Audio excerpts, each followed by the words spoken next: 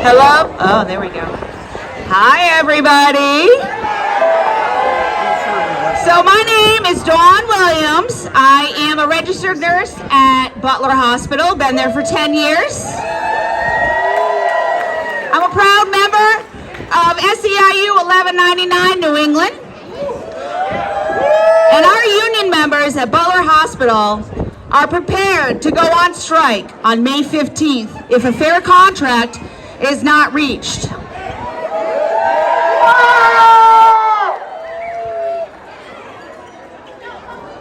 Hi, everybody. Hi, everybody. My name is Magdalena Farley. I work at Ultraview Manor in East Providence. I am a med tech by profession. I'm also a pastor. And today I stand here to say we at the Athena Nursing Homes are a brand new member of the SEIU 1199 of New England.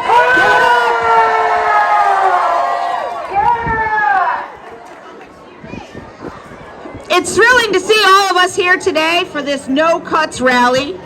And why are we here? We are here to compel our elected representatives to invest in the well-being of the state. We demand no cuts because enough is enough. Who here is a healthcare worker? Who here is a member of a union family? The challenges we face as healthcare heroes continues to demand fighting for the best interest of our patients and each other. We are here to send a loud and clear message to our state representatives and Governor McKee. It's their responsibility to fight for us. The state legislature must protect the health of its citizens. It is not a question of finance, it's a moral obligation. I'd like to introduce Dan Camp and Ashley Willett, two of my members and my family from Butler Hospital.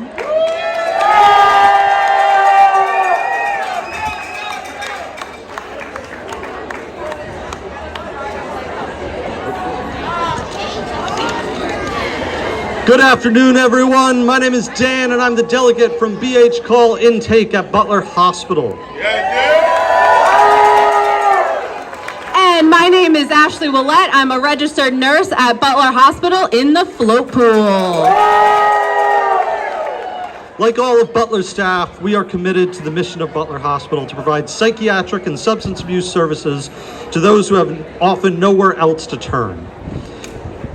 I have been working at Butler since I was 16. One day I hope to retire there. But as it stands, we have serious concerns about the quality of care that our patients are receiving and our safety in the workplace. Care New England says that it is non-negotiable, that safety is non-negotiable. But we are dealing with a record number of assaults. In the last 2 years, an increase of 40% in patient-to-staff assaults alone. We are being left behind by the hospital. In March, over 700 union members at Butler began bargaining for a new contract with Care New England. We are calling on the hospital to raise our wages.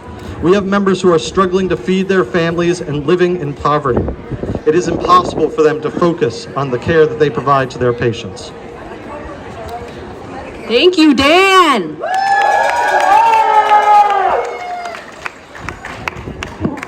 One of the most devastating consequences of low wages in healthcare is unsafe staffing. As a float nurse, I see this everywhere, on every unit I work. When we're short-staffed, management is forced to cut corners on patient care just to keep things running. And that means suicidal, psychotic, and complicated withdrawal patients receive less support, less care, and less protection. And it puts us, all of us, staff and patients, in danger. Short staffing doesn't just stretch us thin, it breaks us. It burns us out. It drives away experienced nurses who have dedicated their lives to this work. And in their place, new hires walk into chaos. They see the fear in our eyes, the exhaustion in our voices, and the helplessness that we carry home with us. How can they learn to care for high-risk psychiatric patients when they are surrounded by violence?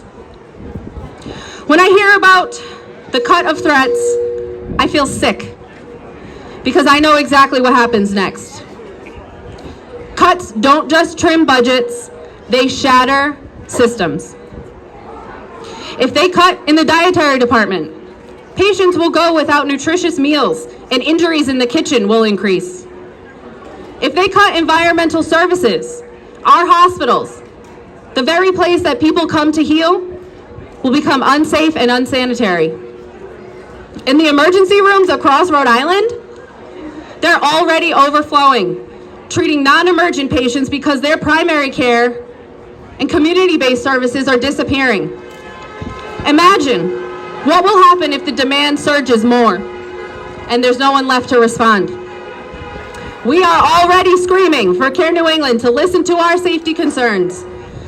And now, with proposed state and federal cuts on the horizon, I'm heartbroken.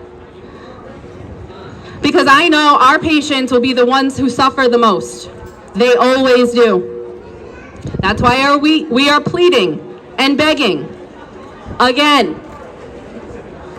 to our state lawmakers and Dan McKee, do not let this healthcare system unravel any further.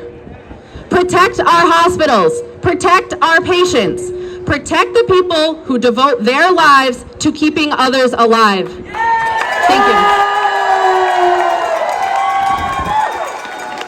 Thank you, Dan and Ashley. Cuts to care have left too many healthcare workers in poverty, burdened and burnt out from unsafe staffing. Cuts have left our patients dealing with a broken system and inadequate care. And violence in our workplace is no longer the exception. It is the rule. And what do we say? Enough is enough. Enough is enough. Enough is enough. Enough is enough. A recent survey showed 60% of Butler workers are struggling to afford food and housing. Without meaningful Medicare reimbursement increases, we will continue to struggle to provide for our families, and we will fail to recruit and retain quality staff. Our fight for equality is at the bargaining table and in the halls of our State House. I'd like to, our next speaker knows all about that.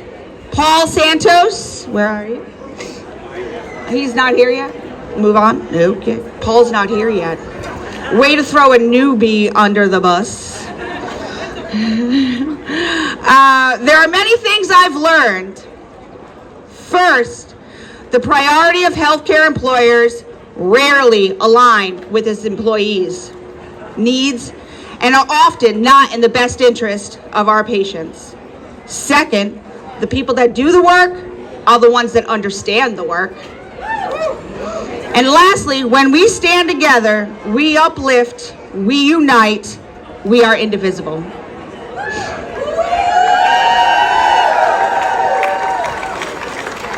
We will now hear from Celia, maybe? Is Celia here? Great. Celia Ortiz from the Providence Center.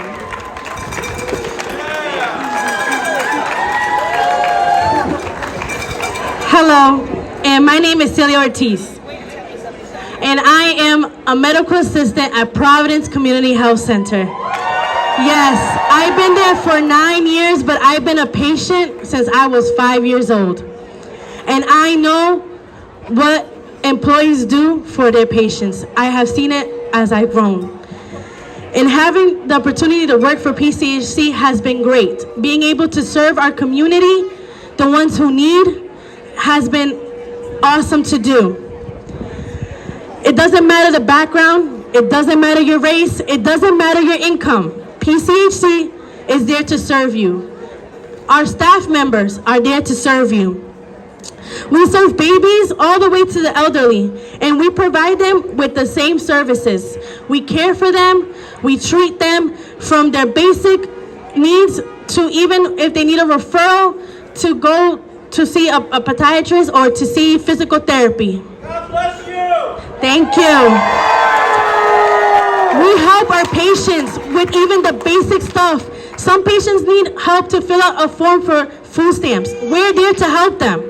When they say, I don't know, I don't understand this insurance, I got you. We have people who can help you get insurance. We're there to treat people who are pregnant. We are there to treat people who are diabetic, people who have high blood pressure, people who have cancer. We're there for them. God bless you. Thank you. As a medical assistant, we are the face of the clinic. Our front desk staff are the face of the clinic. You're the first, you see us first before you see your provider. You speak to us first before you speak to your provider. We get to know you first before you meet your provider. Whew. We see thousands of patients in a month, 15-minute slots, and we have to treat you. For every little need that you have, we're there to treat you. If you have a headache, from when your toe hurts, if you have a cut, we're there. We're fighting an uphill battle for years. PCHC has been fighting, the union members have been fighting with PCHC for years for funding. Last year was devastating for PCHC, for our staff members.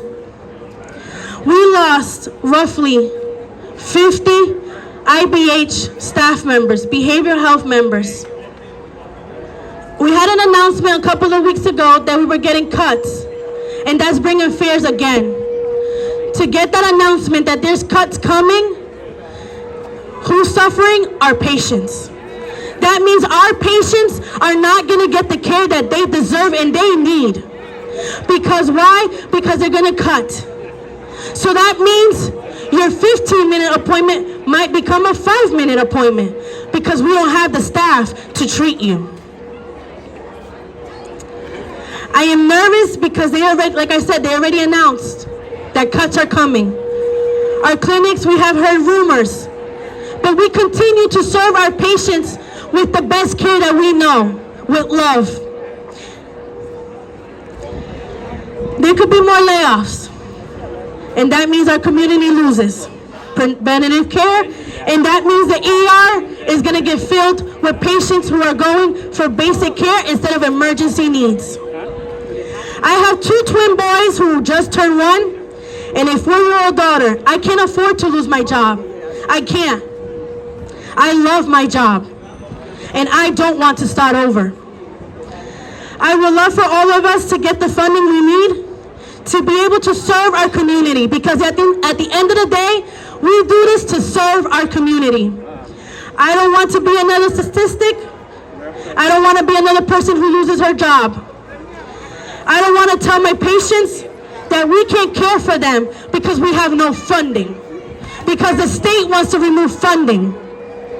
Now is the time for the state lawmakers to step up and fight for us. This is the time for the lawmakers to step up and fight for us. The people that care for our community and those that live there. We know that they could find a way, because they can find a way. The question is, do they have the courage to act on it? Thank you.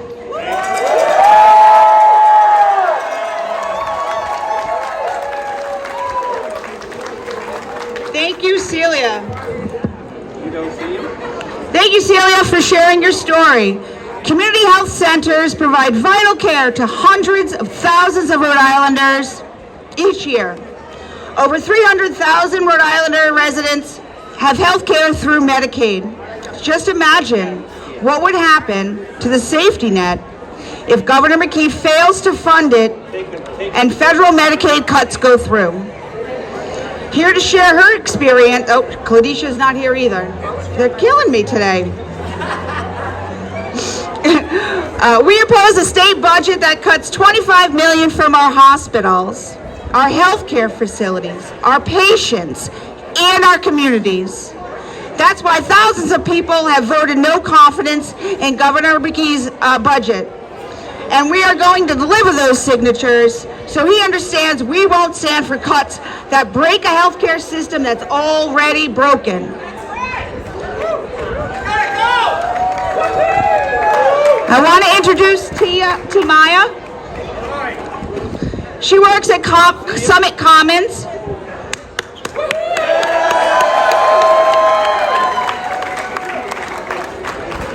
Hello everyone, how y'all doing today? Let me say it again. Hello everyone, how y'all doing today? So I just want to tell you guys that I'm from Summit Commons. It's a nursing home in Providence. I am an activity aide / a CNA, so I know the work that we do is hard and what we do is tough. We watch our families and our friends suffer. So now I want us, as we are today, stand together, be strong, and keep on fighting. I am proud of each and every one of y'all. I am so happy. Keep doing what you're doing because it makes sense. And we're not gonna just make sense, we wanna make dollars. I love you all. Love it, love it, love it. Oh, goodness, yes, I am.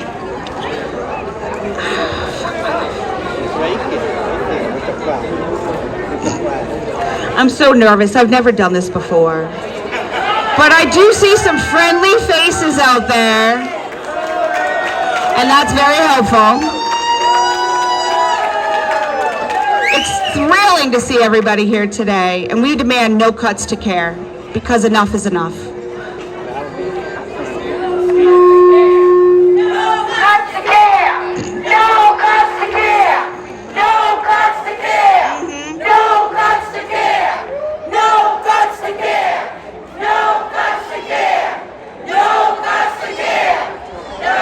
Is Paul here? Paul?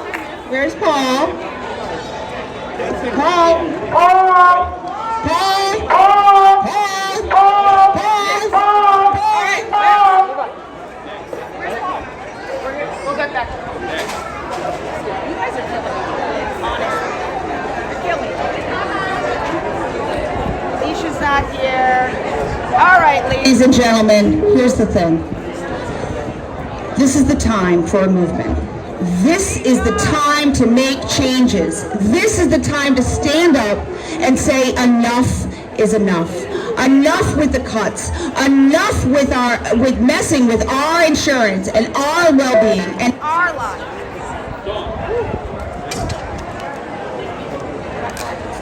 You guys are absolutely Enough is enough! Enough is enough! Enough is enough! Enough is enough! Enough is enough! Enough is enough! Enough is enough! Enough is enough! Hi, everybody. So again, I'm going to ask you a question. When I say what's the matter with $11.99, you tell me all right, okay? And I say who says so? You tell me everybody. Who's everybody? $11.99. Are we ready? What's the matter with us? All right. Who says so? Everybody. Who's everybody? $11.99. Can we try that again? What's the matter with us? All right. Who says so? Everybody. Who's everybody? $11.99. Thank you. Why don't you give yourself a round of applause? Again, my name is Magdalena. Medicaid is the lifeblood of our nursing homes. For years, we have been stretched so thin, working without enough staff, supplies, or wages. That's why 360 nursing homes of the Athena building, 360 workers from 3 Athena buildings have voted to join the $11.99 union. Let us put our hands together for them. We are brand new. Can you hear me? Yeah. So give us a round of applause. I said 360 have joined the union. At this time, I want you to realize that it is not easy to stand before a crowd. So as I introduce this friend of mine, I want you to please put your hands together as she gave us a story. Let us now welcome Johannes Torres to to share her story with us. Your Highness.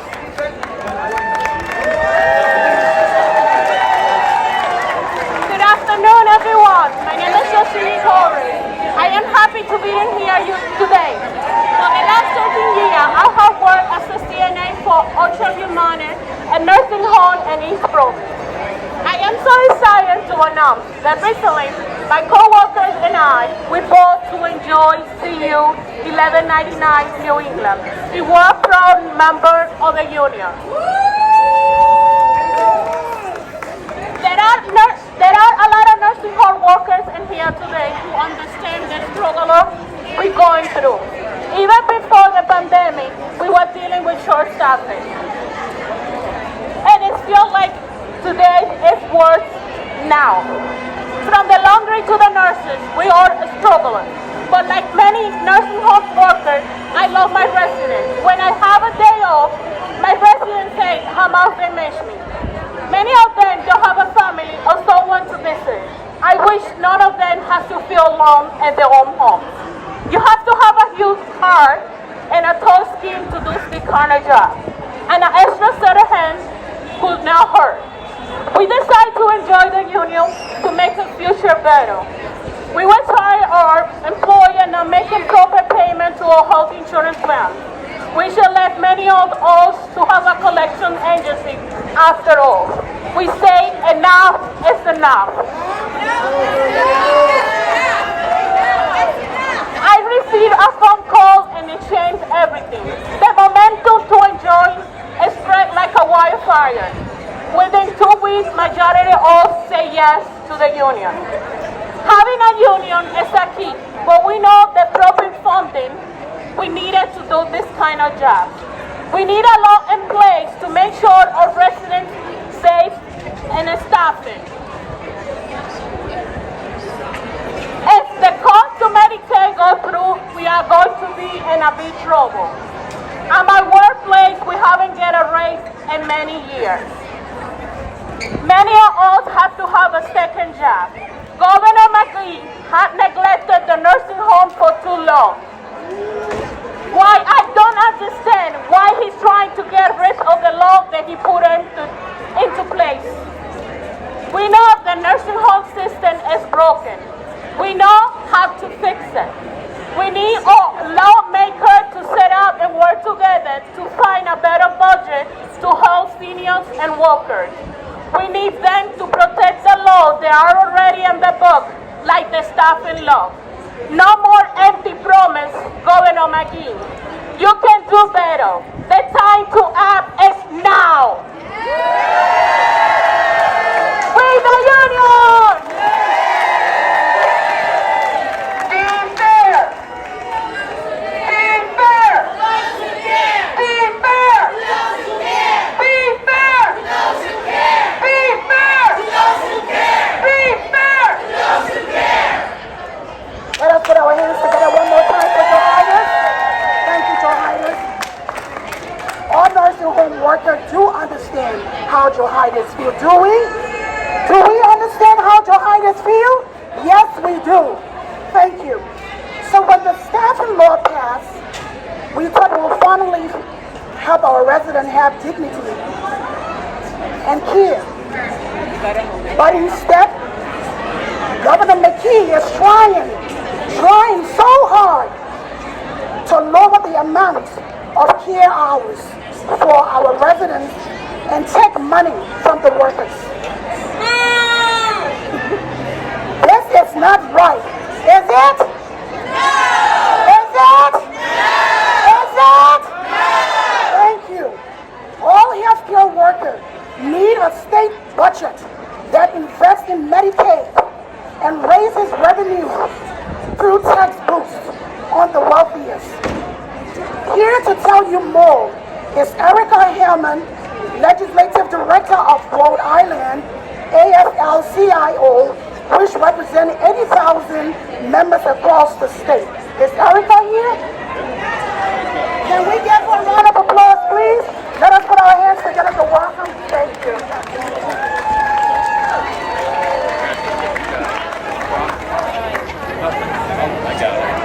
Good afternoon, everyone. Good afternoon. My name is Erica Hammond, and I am the Legislative Director with the Rhode Island AFL-CIO. We are gathered here today because the stakes have never been higher for Rhode Island's workers, for our seniors, for our kids, and our communities. At a time when the Trump administration has proposed the largest cuts in Medicaid history, and when Rhode Island is grappling with how to respond to a budget deficit that's threatening critical services across this state, we are here to say enough is enough. We are here today because we've done our part. We've worked hard. We've paid our fair share of taxes. We've kept this state running through a pandemic, through crisis after crisis. We are nurses, child care providers, teachers, transit workers, home care aides. We are the working class.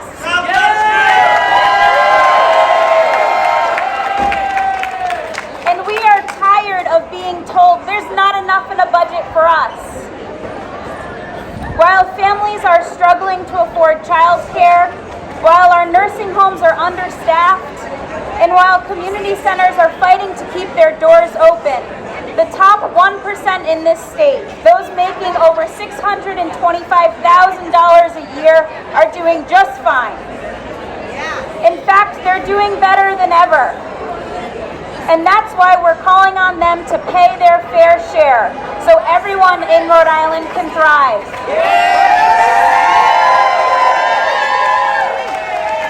House Bill 5473, introduced by Representative Alzate, and Senate Bill 329, introduced by Senator Murray, do exactly that. This legislation adds a 3% surtax to taxable incomes over $625,000. Tax the rich! Tax the rich! Tax the rich! Tax the rich! Tax the rich! Tax the rich!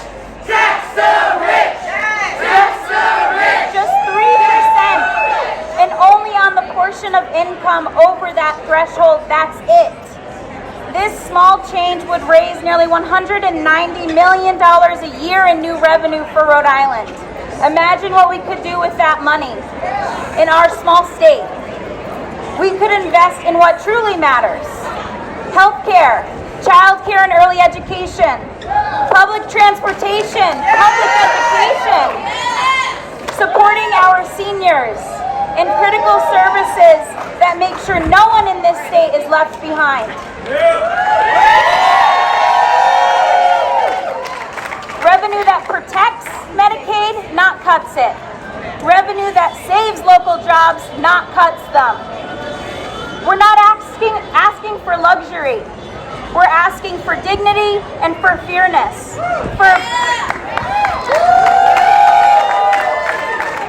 For a budget that reflects the reality that working people are the backbone of this state. It is time that we adequately fund a state budget that works for all people in this state. It is more important than ever that we act here in Rhode Island. There is no help coming from Washington, and we cannot afford to wait. We need to protect our state now. We need to demand that our lawmakers pass House Bill 5473 and Senate Bill 329.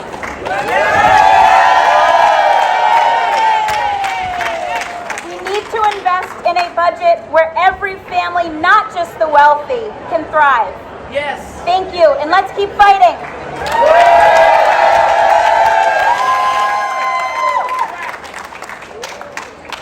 Let us do that again. Let us give Erica a round of applause one more time.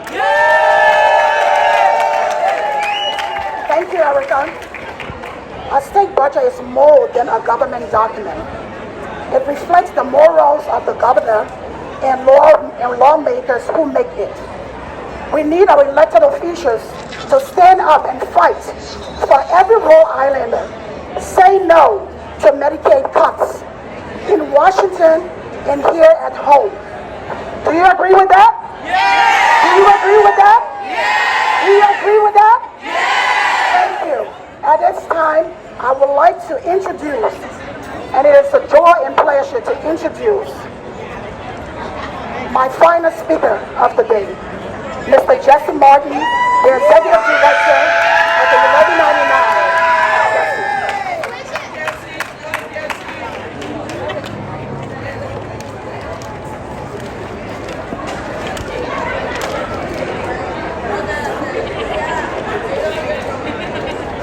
Good afternoon, everybody.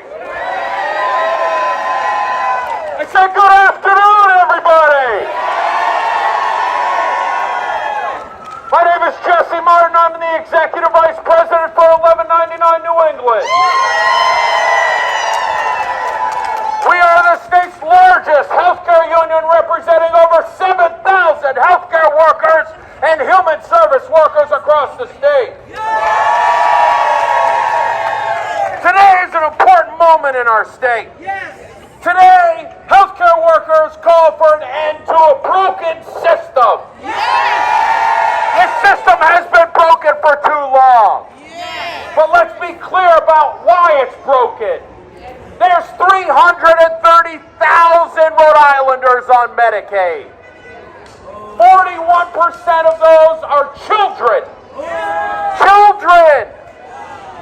I don't know about you. I'm a father of 3. And when someone comes after my kids, they got a problem with me. If someone says my kids can't go to the doctor or find a pediatrician or go to the hospital and not wait forever in the ER, in the ED, they got a problem with me, don't they? Governor McKee, your budget cuts Medicaid in our hospitals. Over $25 million.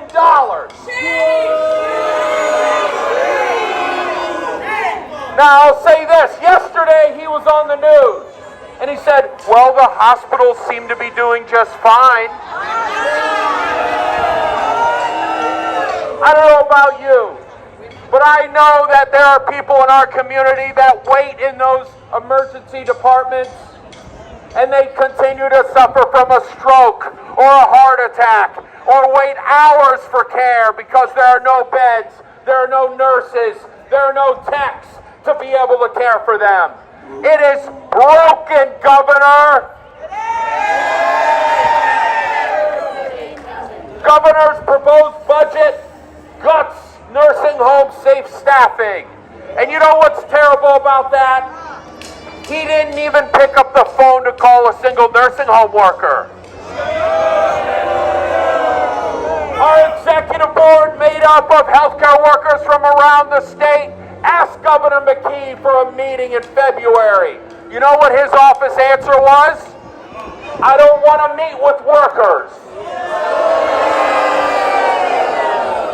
Gotta go! I don't know about you guys, but when a boss says no, the union says yes! When the boss says no, we say yes! The boss says no, We say yes!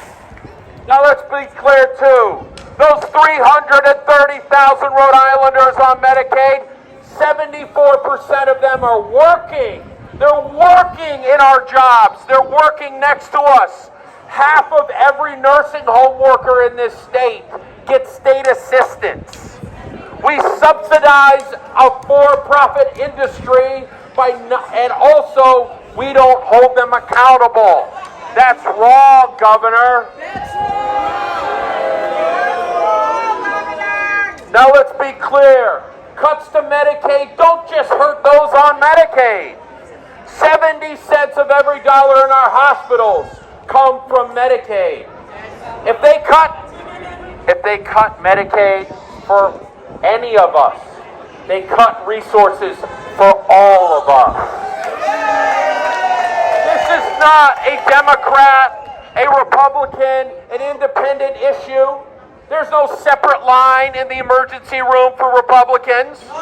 There's no separate line for people with private health insurance. We're all the same. And if these cuts happen, even if 10 cents of that 70 cents happen, the lights won't be on when we go there for care. There won't be a tech a phlebotomist to help draw our blood, or a tech to be able to test to see what's wrong with us, or a nurse to take care of us in the deepest, darkest moments of our pain and suffering. These changes are unacceptable in this day and age, in light of the attacks that working people have seen from the federal administration. I challenge the governor. I challenge you, Governor McKee. This is the challenge, Governor. I want you to come and do a day's work in a healthcare facility next to a member. Come on!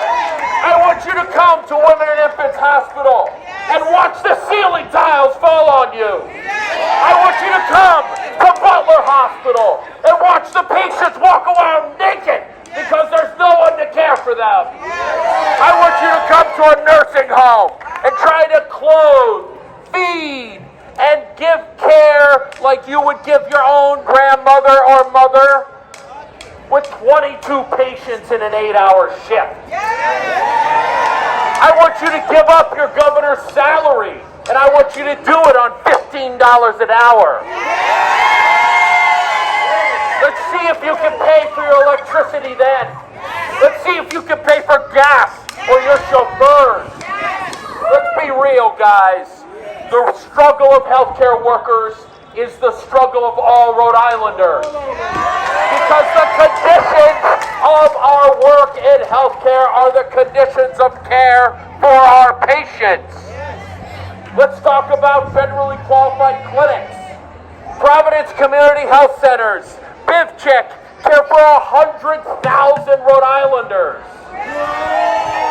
Governor, I challenge you to come work next to Celia, who has to call patients every day and reschedule doctor's visits for 6 or 7 months because there's no providers left.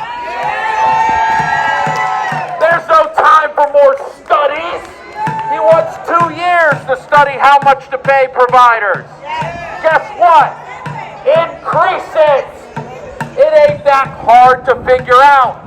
Who here has been affected by the closure of Anchor Medical? Raise your hands. That is the beginning. That is not the end. If we wait 2 more years to study the problem, we're never going to fix the problem. And I'll say this, I don't care who broke it. I don't care why healthcare is broken. I don't care who to blame. But there is one person and one group of individuals that we can make sure are demanding that they fix it. And that's the governor and the state assembly need to have the courage to fix the broken system. To do that, it costs money. And the richest of us in this state don't pay their fair share. And they have to. We deserve an economy that isn't on the backs or balanced on the backs of working people. We deserve an economy that provides us health, safety, housing, and health care. Affordable, quickly, and efficiently, don't you think? I'll say this, these are uncertain times. That's a cheap excuse. This is a time for bold, transformational change of our state. Now is the time for change. We deserve a state leadership that is going to challenge the federal administration's cuts to health care, don't we? We deserve a bold change. Today is the beginning of what I call a healthcare workers' revolution in the state of Rhode Island. The times where we have to watch our patients suffer because of the lack of staffing, or watch our co-workers choose between food or Christmas gifts for their children, is over. These cuts, these changes, these lacks of investment are unacceptable, aren't they? We must hold our elected leaders accountable to the change that we demand, and not only demand, we deserve and we need. What you see up front next to me are petitions of over 3,1199 members who have voted no confidence in Governor McKee's budget. Now, some may say, no confidence.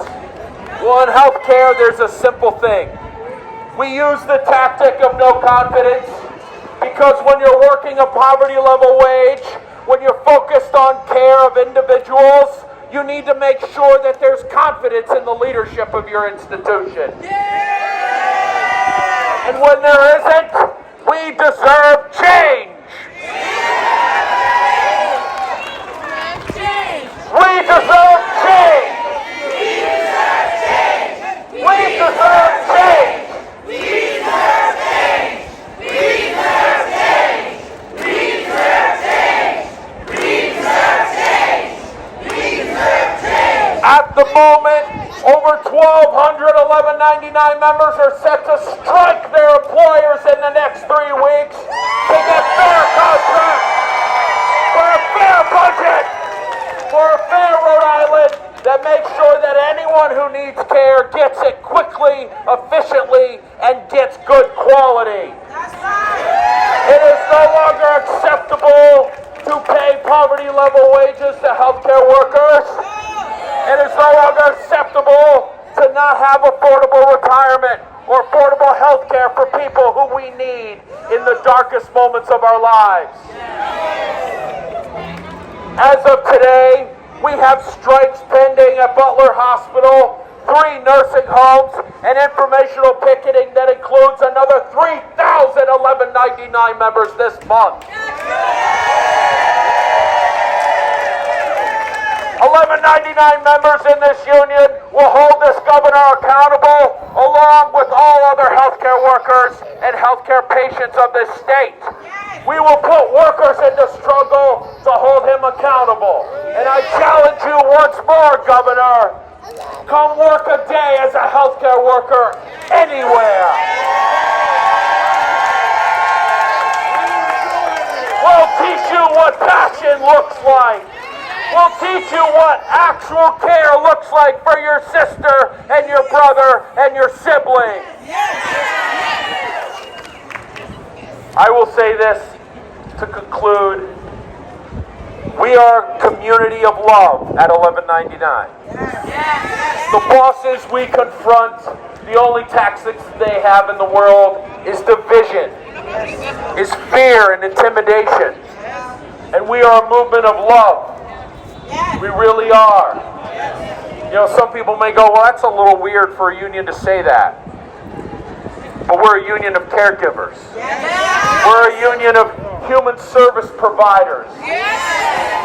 1199 members transport your children. We bring them into the world. We take care of them when they're old.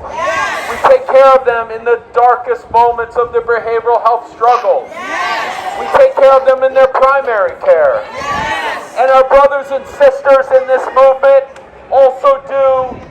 And we need to stand together across labor to hold the governor and the state assembly accountable to the change we deserve in health care. Is that not right?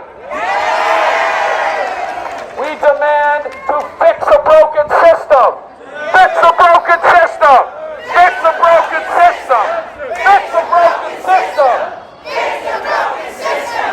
Fix a broken system. Fix a broken system. Fix a broken system. Fix a broken system. Let us put our hands together for our executive director, Mr. Jesse Martin. Let us give him a round of applause. Thank you so much, Jesse. Just before I leave this podium, I'm going to encourage us. When I introduced myself earlier today, I told you that I am also a pastor at my local church. In Psalm 133, the Bible tells us that it is a good thing when brethren can dwell together in unity. And today we can see that happening here today. Right? Let us put our hands together for the unity that is out here today. Clap for yourself for just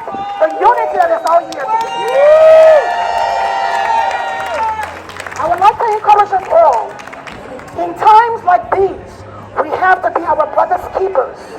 Meaning if something happens to one, it happens to all. And that is what we are fighting for. We want to raise, we want to increase in staffing, we don't want any cut in our Medicaid, right? So that's why we are here today in unity